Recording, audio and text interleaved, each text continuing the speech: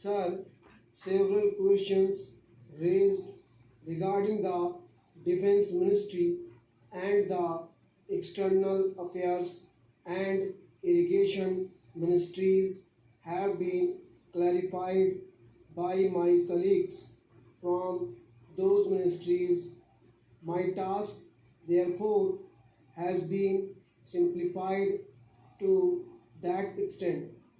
Before I go to the questions financial and economic raised by several honorable members, I should like to clarify one or two points which are more administrative than economic or financial. One of them was raised by my honorable friend. He raised the question about the recruitment by the assistant superintendent's departmental competitive examination and particularly about the examination held in 1960. He said that about rupees 6 lakhs were spent for the 1960 examination and later it was declared that no vacancies were available. He therefore suggested that a definite procedure should be there and the examination should be held according to the vacancies declared in advance, and all persons who have qualified in that examination should be eligible for promotion or for appointment. Sir, I do not know whether the honorable member knows how these vacancies are filled. He probably refers to the section officers grade in the Central Secretariat Service.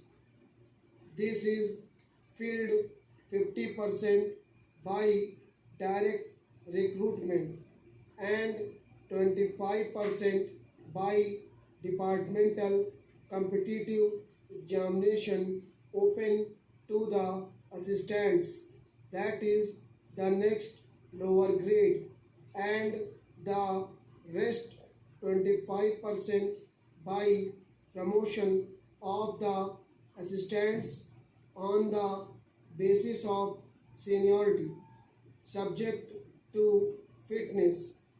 The examination, therefore, that he was referring to was a departmental competitive examination for filling 25% of the vacancies.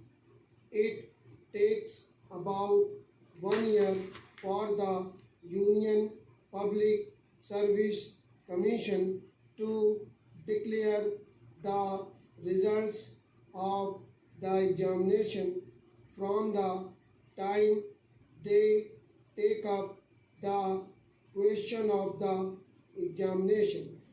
It is not therefore possible to declare the number of vacancies to be filled in from the very beginning.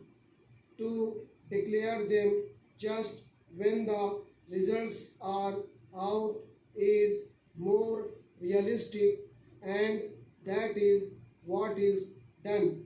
Sir, if the examination is treated as qualifying examination, the number of persons who will thus become eligible for appointment will be quite unrelated to the number of vacancies to be filled in, and then the very situation which the honorable member wishes to avoid would arise.